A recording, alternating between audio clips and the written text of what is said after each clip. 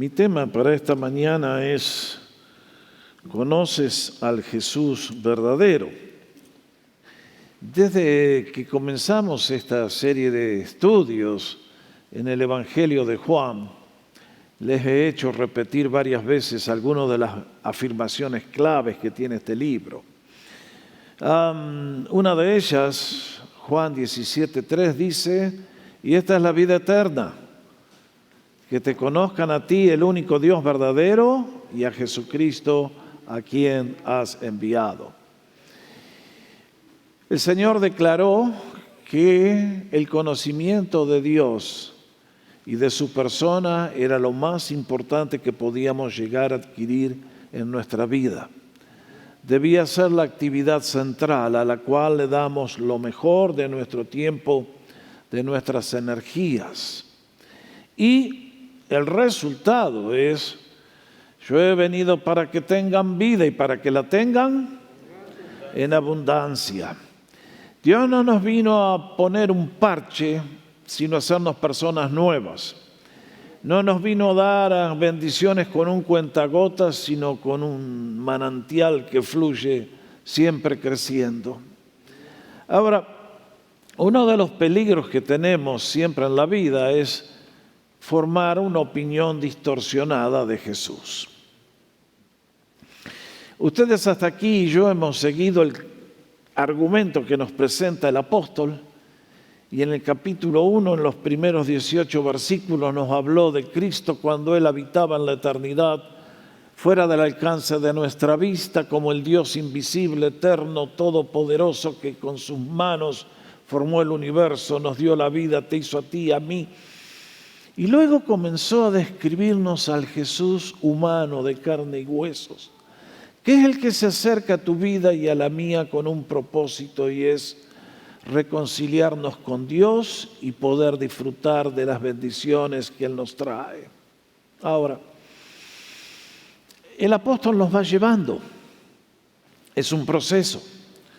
Y el peligro es que, por ejemplo, si dejáramos el relato donde lo dejamos la semana pasada y no avanzamos al de hoy, quedarnos con la idea de que Jesús es un buen muchacho, un carnal, un amigote de parranda, que siempre está tirando regalos, un gordito bonachón, una especie de Santa Claus, que vino a la tierra a hacer que todos tengan a good time. Y necesitas plata, toma plata. ¿Querés divertirte? Toma más plata para divertirte. La vida está hecha para... Cuando yo leo el relato de las bodas de Caná, yo encuentro a ese Jesús tan simpático, tan buen amigo, tan dispuesto a servir, a sacarnos de los problemas, a transformarnos como personas. Pero hoy tenemos que ver la otra cara del amor. Es la que mucha gente no comprende. Hay mucha gente, creo que todos tenemos una noción de Dios, todos los seres humanos. El gran problema es que muchos, como no leen la Biblia, tienen una imagen distorsionada de Dios. Es por eso que cuando les vienen las dificultades dicen: ¿y dónde está el Dios de amor? Ahora, ustedes y yo somos más inteligentes que eso. Le hago una pregunta. ¿Dónde estaba usted el domingo siguiente al 9/11? ¿Se acuerda? Yo sí me acuerdo muy bien. Estábamos en Texas y ese domingo a mí no me tocó predicar, entonces fuimos a la iglesia donde nos congregábamos cuando estábamos libres de compromisos ministeriales. Ese día, la iglesia, que posiblemente era el doble de este edificio, estaba que no cabía un alfiler. No había un solo espacio en los bancos, se llenaron todos. La gente parada en los pasillos por todas partes. ¿Qué le pasó a los Mighty Americans? Que cuando Dios te muestra y te sacude el piso, entonces decimos: me parece que tengo que hacer buena letra. Entonces ahí voy mansito a la casa de Dios. Mis hermanos, el amor tiene dos caras. El amor tiene una cara que es, yo me acerco a una señorita que me enamoró y le digo de todo y le hago 1000 promesas y tatún, tatún, tatán. Y luego nos casamos y esa señorita recibió todas mis promesas y de repente viene el príncipe azul y le dice, ay, déjame que te presente a Julia, es mi nueva novia, la amante que tengo. Y usted reacciona diciendo, I love you, my dear. You are so nice, so sweet. Usted reacciona así, ¿no es cierto? El amor tiene una cara que es verdad, honestidad, transparencia, promesas que se cumplen. Y si se violan, atajate las consecuencias. Muchos quisieran el Jesús de las bodas de Caná de Galilea. Deme vino, maestro.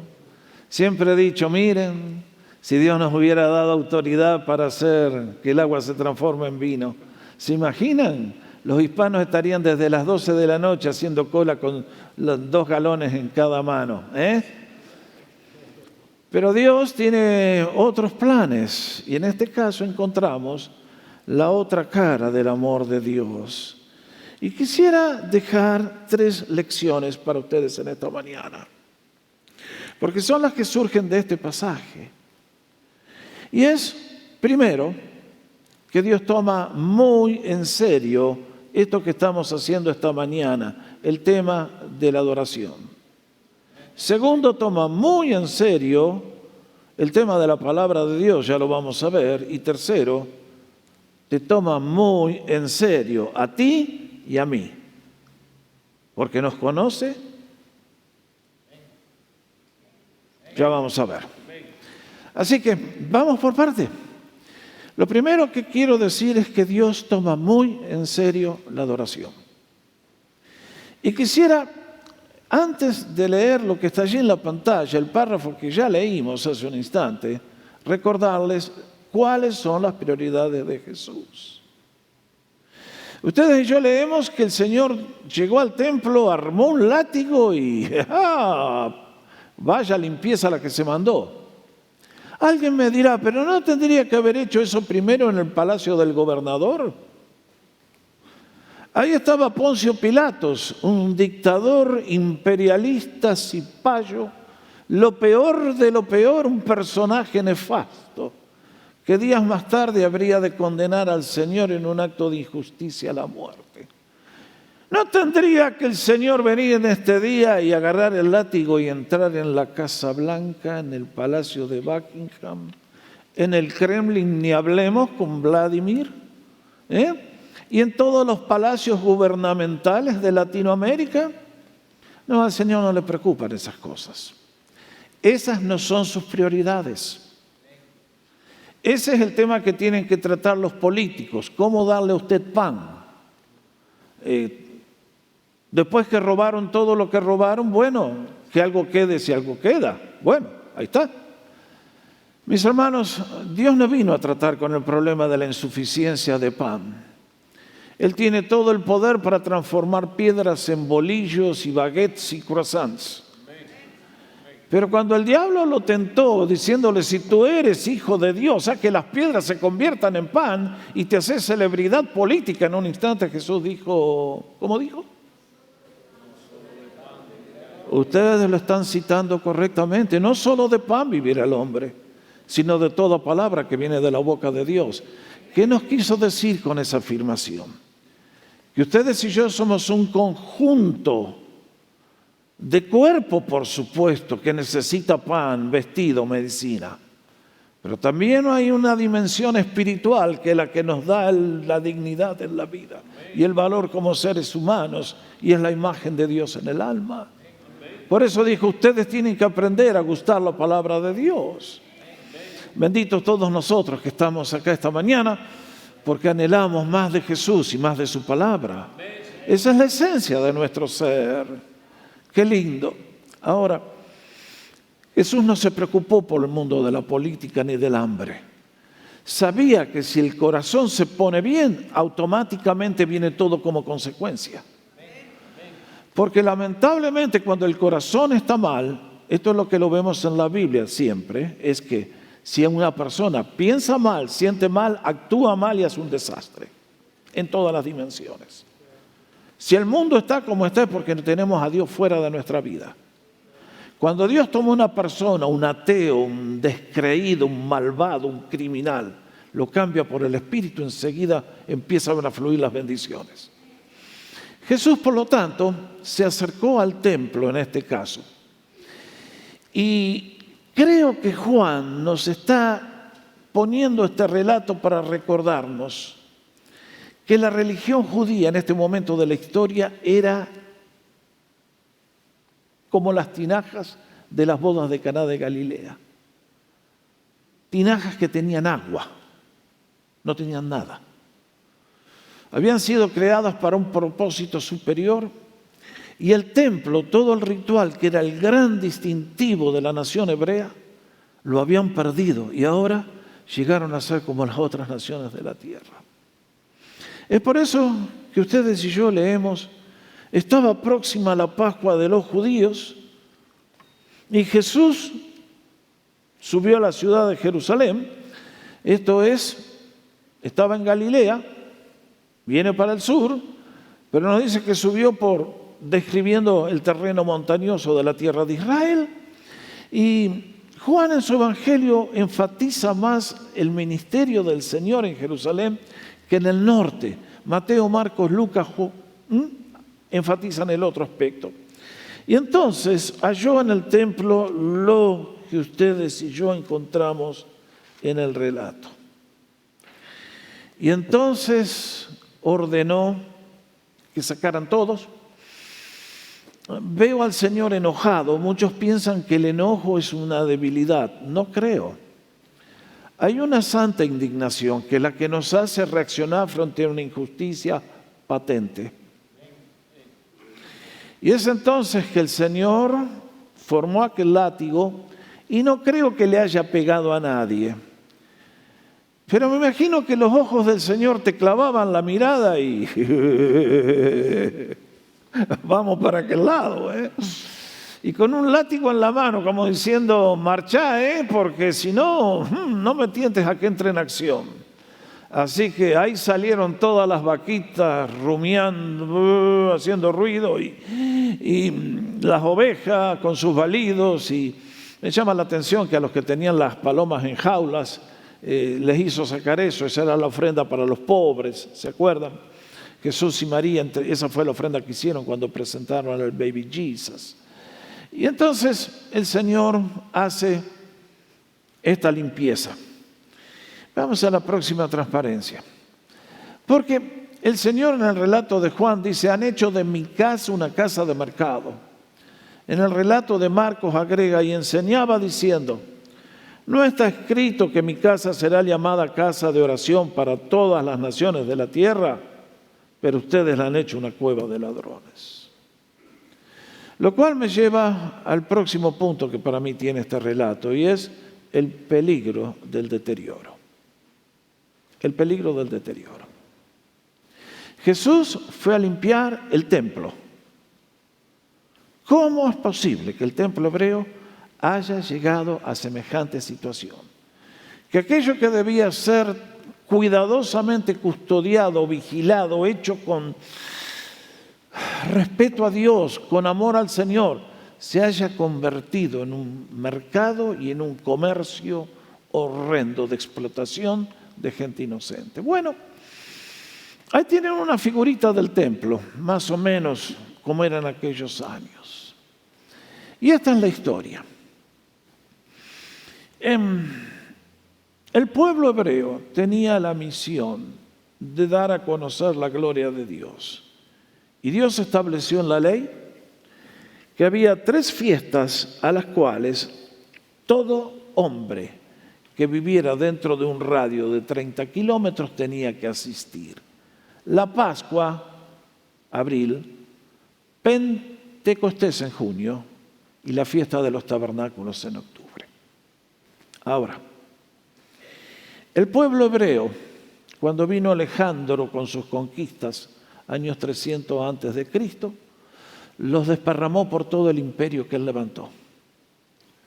Como sabían que eran excelentes administradores, lo puso a cargo de sus ciudades y el imperio floreció. Los judíos fueron llevados hasta la India, hasta allá, Irán, Persia, Uzbekistán, Mamanistán, qué sé yo, todo eso. Aquí están, aquí no están. Bueno.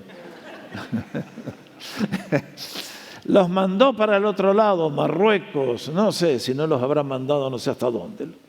Entonces, cuando estamos en tiempo de Pentecostés, por ejemplo, que lo estudiamos cuando analizamos Hechos, a la fiesta de Pentecostés habían venido judíos de todo el mundo conocido. Ahora, supongamos por un instante que eso tiene lugar en el día de hoy.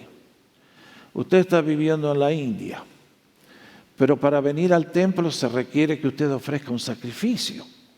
Y ese sacrificio puede ser una buena vaquillona de 500 kilos o una oveja o unas palomitas.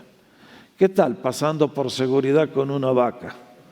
Para decirle a los del TSA, acá vengo con este porque voy para el templo. No, ya se da cuenta, ¿no es cierto? Entonces la gente viajaba y llegaba al templo y conseguía las cosas. Y aquellos que estaban en el templo ofrecían este excelente servicio por amor a los hermanos. Ahí está.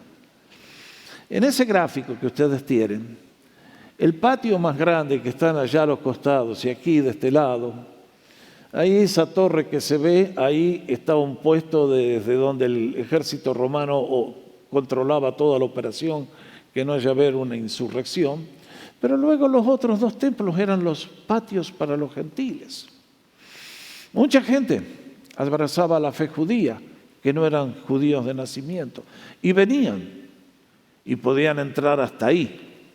De ahí no podían pasar. Si se metían uno más adentro, adiós. Entonces, en esta área tan grande, debajo de esas columnas que se alcanzan a ver ahí, es que se estableció este servicio a los hermanos. Y entonces está bien, muy bien, gracias. Traían una vaca probada, con certificado, porque si usted venía de 100 kilómetros con una vaca, el sacerdote la miraba y le decía, no, esta tiene una manchita, no califica, vaya a comprar una de las nuestras. Qué astuto, ¿eh? Y usted tenía que pagar un impuesto del templo, pero no podía usar ni dólares ni euros, tenía que comprar la moneda del templo. Y entonces ahí estaban los cambistas, listos para aceptar su moneda. Credit card, charge it to Mastercard. Y usted venía y ponía.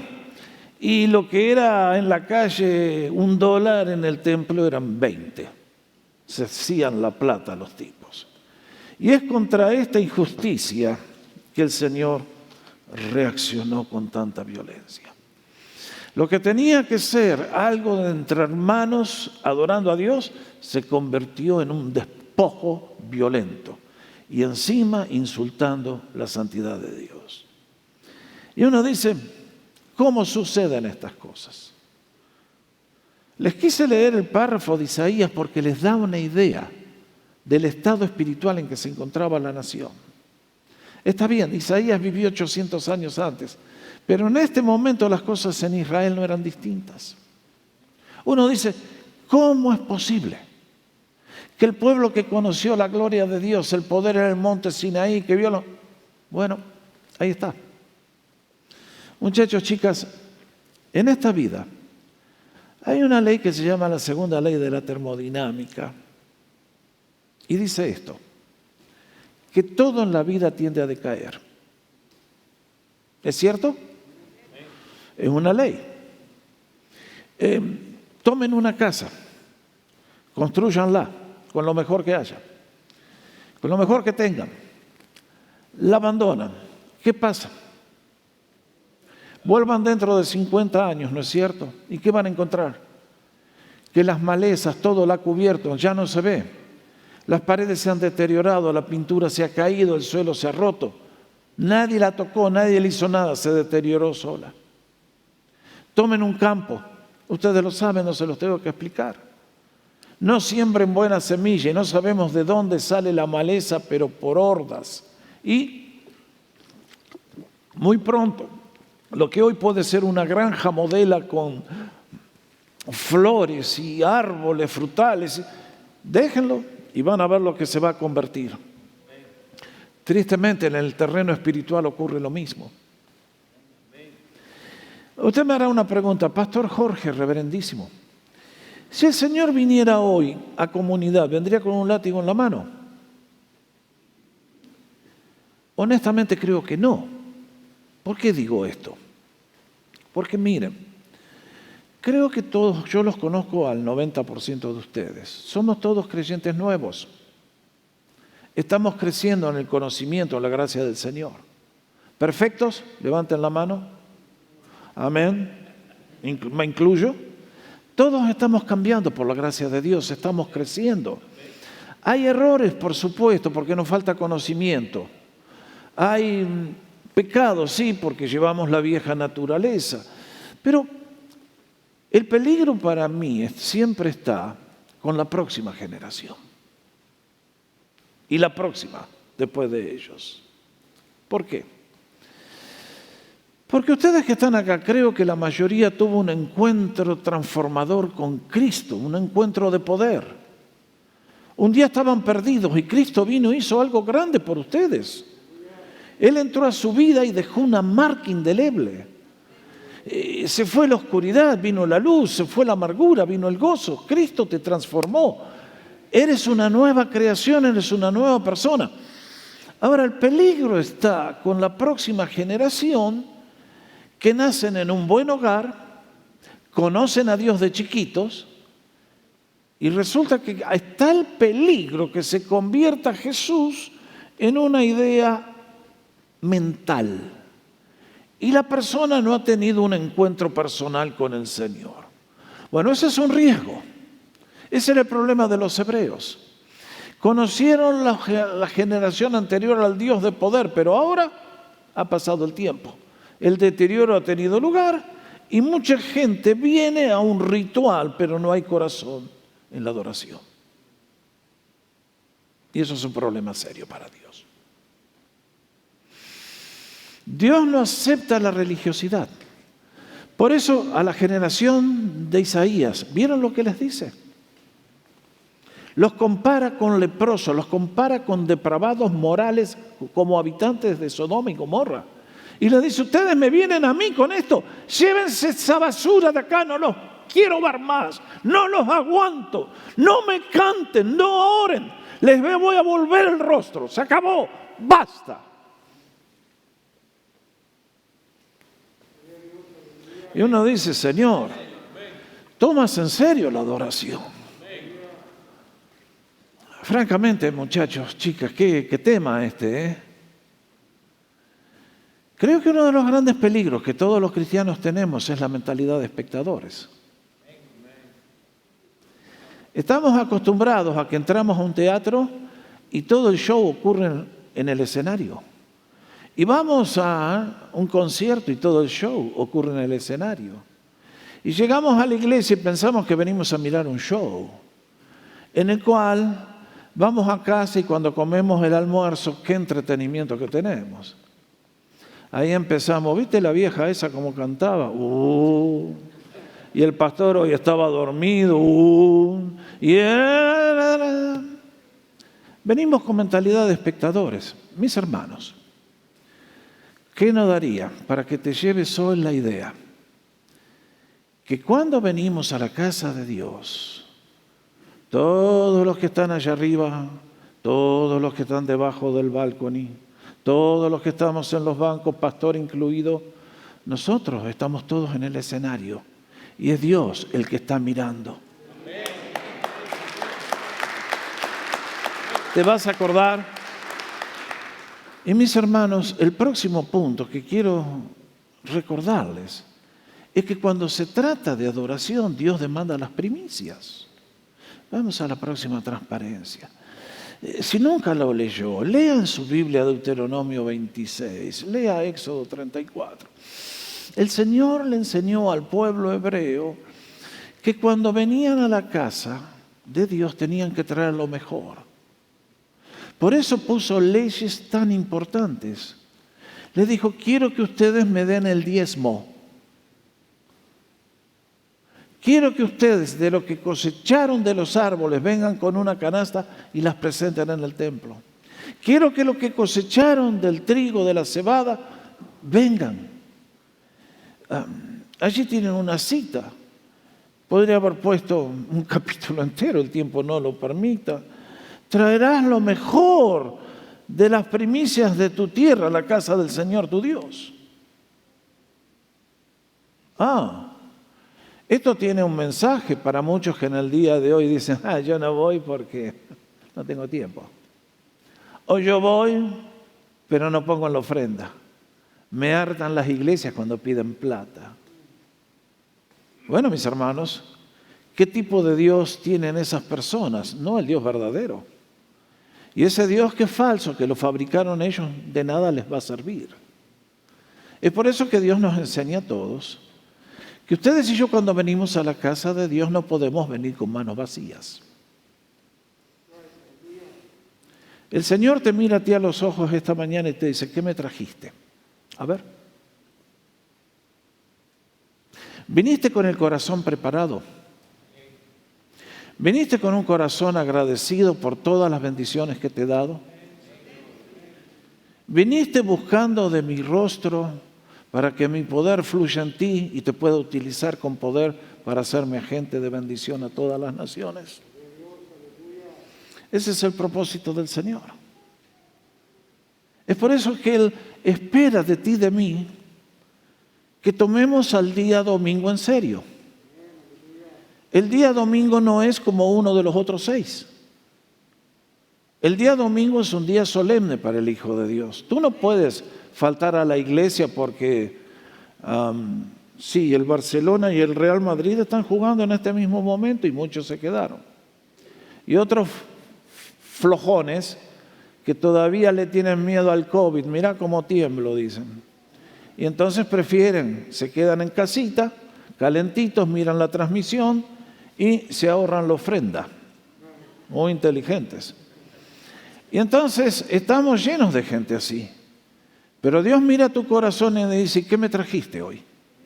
¿Cómo viniste preparado? Anoche te quedaste mirando hasta las 4 de la mañana películas y ahora te costó despertarte. Y el Señor dijo, quiero que mi casa sea llamada casa de oración para todas las naciones de la tierra. Qué horror, qué equivocado que tiene que estar el Señor. Pedirte a ti que vengas 5 minutos antes de que el culto empiece, como algunos buenos hermanos hacen, para ponerse en oración clamando por tu bendición. Qué malo que es Dios, qué dictador cruel, que te pida 5 minutos. Estamos mal. Por eso en las vidas no hay bendiciones, las iglesias no tienen poder. Porque el Señor dice, quiero que mi casa sea una casa de oración para todas las naciones de la tierra. ¿Sabes una cosa? Yo desde acá les puedo medir la temperatura espiritual a todos. Necesito un segundo. ¿Por qué? Y tantos años. Pero ustedes saben, hay leyes que son eternas. El alumno que quiere aprender, ¿dónde se sienta en la clase? Acá. Los vagos y sinvergüenza, mejor que no hable del balcón y porque se arma, ¿Ustedes se dan cuenta? Ya. ¿Creen que yo no conozco a los alumnos? Cuando tenés un tipo que se anda escondiendo detrás del que está delante. Como que yo no me doy cuenta, como que yo no lo veo. Qué lindo,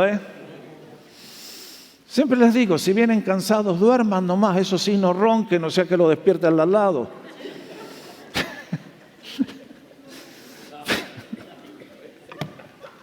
Riámonos un rato, muchachos, chicas, pero el tema es serio. Porque estamos a los ojos del Señor. Y es por eso que cuando en el culto tenemos estos momentos para orar, ora. Si no tienes nada que pedirle porque ya tienes todos los millones y la mansión en Malibú, pide al Señor que bendiga a otros que están más pobres que tú. Pídanle que bendiga al mendigo del pastor de vez en cuando, al miserable ese. Mis hermanos, cuánta tarea que tenemos que hacer. Pero al pueblo de Dios, oración, no me trae mucho. Que vengan los giles, conocen ese término griego, ¿no? Bueno, ok. Esto se está poniendo muy bravo. Vamos a pasar al segundo punto. Pero mis queridos, Dios tiene prioridades. Dios toma muy en cuenta nuestra adoración. Lo vamos a ver en el capítulo 4. ¿Qué está buscando Dios el Padre? Gente que le adore en espíritu y en verdad. Todo un tema que nos espera. Ahora, lo segundo que quiero decirles es que Dios toma muy en serio la palabra de Dios. Cuando se produjo la limpieza, es evidente que la gente salió disparando. Pero al día siguiente volvieron y lo enfrentaron al Señor. Pero los judíos respondieron y le dijeron, ya que haces estas cosas, ¿qué señal nos muestras? Ellos sabían que cuando el Mesías venía iba a hacer obras de poder, milagros. Ustedes y yo leímos que el Señor había hecho una tonelada de milagros y la gente creyó en Él. Pero ahora estos caraduras, incrédulos profesionales, le vienen a decir, si tú dices ser el Mesías, a ver, ¿qué obra haces? ¿Qué milagrote te vas a mandar para que podamos creer y aceptarte? Mentira, no iban a creer nunca. Entonces, la respuesta del Señor fue, respondió Jesús y les dijo, destruyan este templo y en 3 días lo levantaré. Por tanto, los judíos dijeron, durante 46 años se construyó este templo y tú lo vas a levantar en 3 días. Pero él hablaba del templo de su cuerpo. Miren, acá tienen una figura exacta, precisa, completa de lo que es un ser humano sin Dios. A quien el Espíritu Santo no le ha hecho una obra de revelación en el corazón. Como dicen en English, is out to lunch. No la agarra. Jesús les habló de destruir el templo y pensaron que era el templo físico. A Nicodemo le va a decir, tienes que volver a nacer, y pensó que tenía que ir al hospital y entrar de vuelta. Y a la mujer samaritana le dijo, el que bebiere del agua, y ella dijo, ¿y dónde está el grifo y la cañería si no tengo que salir más? Ese es el ser humano sin Dios. Si Dios no se compadece de nosotros, ninguno se salva, todos nos perdemos. Pero es la misericordia de Dios la que nos ha traído y nos tiene esta mañana en sus manos. Y qué lindo que venimos a Él con todas nuestras limitaciones. Y el Señor siempre está con manos listas para bendecir. Asombroso el Señor. Pero esta gente no la entendía. Pero sí hubo algo que produjo un efecto saludable. Fue en el corazón de los discípulos. Vean el efecto que tuvo. Versículo 22. Por esto, cuando fue resucitado de entre los muertos, sus discípulos se acordaron de que había dicho esto y creyeron la Escritura y las palabras que Jesús había dicho. Esto sí que está interesante. Miren, esta profesión mía es muy difícil. ¿Por qué? Porque uno planta la semilla y vuelvo a casa todos los domingos preguntándome, ¿le habré hecho bien a alguien hoy? ¿Habrá sido de bendición lo que compartí? Ustedes llegan, se van, yo no escucho nunca nada, y lo único que me alienta el corazón es que son fieles volviendo semana tras semana. Entonces digo, bueno, se ve que algo comieron, ¿no? No estuvo tan mal la dieta. Pero lo mismo lo experimenta cada maestro. Ustedes y yo plantamos la semilla y decimos, ¿y qué efecto habrá producido?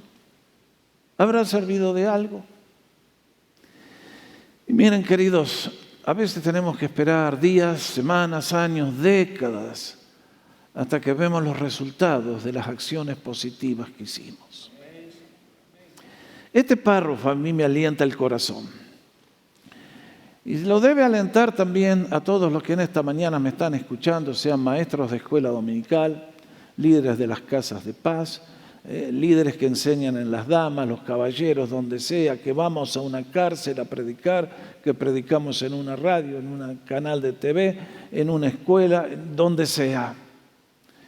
En el momento parece que la semilla no produce nada, pero ustedes tendríamos que llevar al corazón la gran promesa que hizo el Señor en Isaías 55. Vamos a la próxima.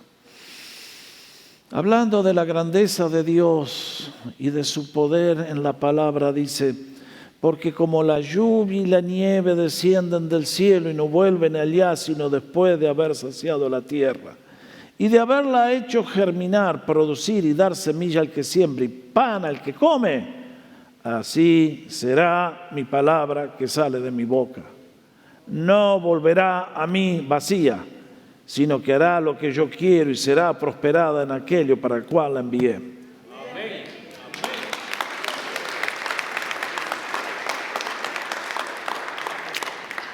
Amados, yo un día fui chico, ¿sabían ustedes eso? Difícil adivinarlo. Pero en la década del 50, cuando yo nací, década del 60, cuando comencé a servir al Señor, las iglesias cristianas en Argentina, había que buscarlas con un microscopio. Éramos poquititas, chiquitas. No teníamos plata, la gente se nos burlaba, el gobierno no nos perseguía, pero no éramos justamente los héroes. Y sin embargo, por años, con fidelidad, los misioneros, los pastores, los jóvenes sembramos la palabra y sembramos la palabra. Y uno pensaría, ¿alguna vez dará resultado esto? ¿Alguna vez traerá fruto?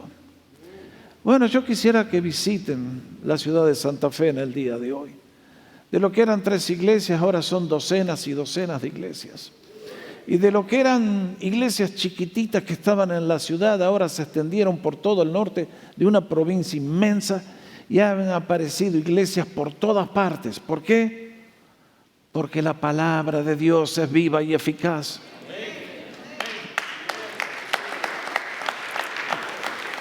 Esto nos debe alentar a que no juzguemos los resultados por los frutos visibles en forma inmediata. Dios está mandando su palabra a nuestros corazones y aunque tarde en fructificar, tengamos confianza que la palabra de Dios va a traer la cosecha que esperamos. ¿Estás pidiendo que Dios bendiga a tus hijos, a tus nietos, bisnietos? Tranquilo, sigue orando, sigue plantando, sigue predicando. Va a llegar el día de la cosecha porque Dios es fiel. Vean, los apóstoles estaban mareados, no entendían lo que el Señor dijo. Ellos también lo escucharon decir, destruyan este templo y lo reedifico, y no lo agarraron. Pero vino la resurrección y de golpe el Espíritu Santo trajo del banco de la memoria lo que habían escuchado en aquel día inolvidable. Así es el Señor. Yo doy testimonio, yo puedo contarle muchas historias que escuché año 62. ¿Quieren que les cuente alguna? Por ejemplo, la de este hombre que estaba tan alcoholizado y se largó a cruzar un campo. Y de repente vio que se le venía un toro feroz a embestirlo. Y vio un árbol. Y dijo, me trepo al árbol. Pero al rato lo encontró un hombre. Le dice, ¿qué le pasó, señor, que está tan lastimado? Dice, bueno, dice, estaba bajo los efectos del alcohol y entonces veía doble. Y veía 2 toros y veía 2 árboles. ¿Y qué le pasó? Y que me subí al árbol que no era y me agarró el toro que era. Dentro de 50 años se van a acordar que se las conté hoy. Se los garantizo. Así actúa la palabra de Dios. Hoy cuento un chiste, pero la palabra de Dios con sus conceptos tantas veces complicados, allí va quedando y allí va anidando y allí va bendiciendo. Y el último punto, y es que Jesús te toma muy en serio a ti y a mí. Versículo 23.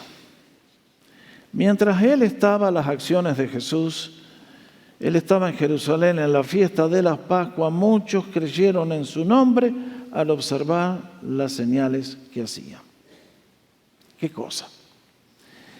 Siempre los milagros producen un impacto, dividen a la gente. Hay gente que repudia y dice no puede ser, hay gente que acepta y dice. Y en apariencia que hay un grupo de gente que dicen creer en Jesús. Es la misma palabra que se usa para decir que creer en Jesús te da vida eterna. Y sin embargo encontramos un problema. Y es la reacción de Jesús. Pero Jesús mismo no confiaba en ellos porque los conocía a todos y porque no tenía necesidad de que nadie le diera testimonio acerca de los hombres, pues él conocía lo que había en el hombre. Perdón.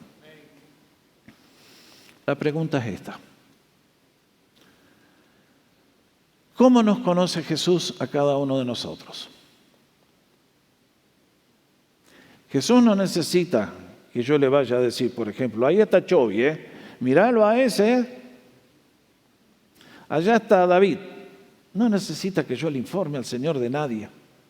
Él nos conoce a cada uno de nosotros, de la cabeza a los pies, de atrás para adelante. Él conoce todo nuestro ser, conoce nuestro corazón. Y esto a mí me debe alentar, porque cuando soy hijo de Dios, a pesar de mis limitaciones, mis errores, mis pecados, el Señor que me conoce nunca me da las espaldas. Pero hay un peligro, y es que muchas personas pueden estar en las cosas de Dios por una estación, por una season, y resulta que después se apagan. Jesús no se confía con esas personas. Ustedes los han visto, los conocen. El Señor contó la parábola de los suelos donde cayó la semilla. Dice que la semilla cayó en un sector donde eran espinas y piedras. Y las plantitas crecieron, pero porque no tenían raíz o las espinas la ahogaron, duraron poco y se fueron. Con el correr de los años, uno de los dolores más grandes que yo tengo personalmente son esas personas. Porque por un tiempo dan la impresión que vienen y sin embargo pasan los años y fueron como un cometa que pasó, dejó una estela y desapareció. Mis hermanos, Dios nos ha llamado al discipulado. Y para poder ser discípulos de Jesús tenemos que volver a nacer. Y cuando volvemos a nacer, entonces no somos cristianos por 20 días o por 20 años, somos cristianos por el resto de nuestros días. Con esas personas Dios se relaciona, Dios confía en ti. Pero cuando ve personas oportunistas que vienen para sacar una bendición pero no tienen amor por Dios, cuando ve personas que a la menor adversidad el diablo ya se los lleva de vuelta, y cuando ven que le faltó trabajo y ya están maldiciendo y levantando el puño contra Dios, Dios pone distancia. En el día de hoy predicamos un Cristo que, se los dije, el de Caná de Galilea. ¿Querés vino? Toma vino. ¿Querés plata? Toma plata. ¿Querés salud? ¿Querés ir a vivir a Beverly Hills? Mis hermanos, Dios es un Dios santo. El amor es el que te da el gozo, pero también el amor es el de la santidad y la justicia. Es por eso que Dios se confía en ti. Puede confiarte a ti sus negocios, el avance de su reino, las bendiciones para los demás. Mira, no es cuestión de ser perfecto, pero es cuestión de ser fiel en lo poco. Y el Señor nos dará lo mucho.